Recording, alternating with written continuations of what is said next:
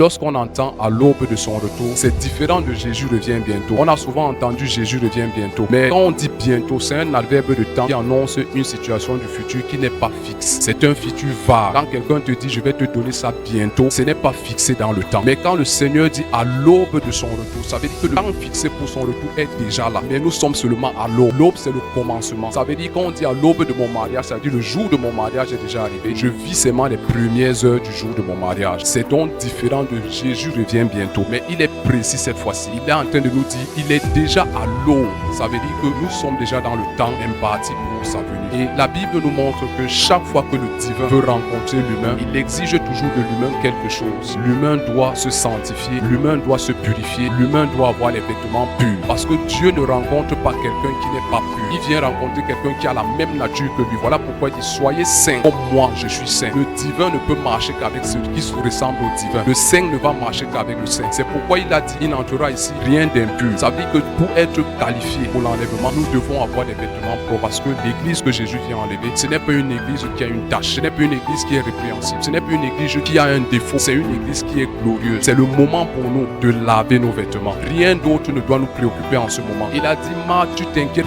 pour beaucoup d'autres choses. Alors qu'il est en train de nous parler de l'aube de son retour, il est précis dans le livre d'Hébreux 12 à 14. Recherchez la paix et la sanctification, sans laquelle personne ne verra le Seigneur. Il n'est pas possible de voir le Seigneur lorsqu'on n'est pas sanctifié. Dans Matthieu 5 au verset 8, heureux en ceux qui ont le cœur pur, car ils verront Dieu. La seule possibilité pour rencontrer Dieu, c'est d'être comme lui. Un cœur pur, une nature sanctifiée.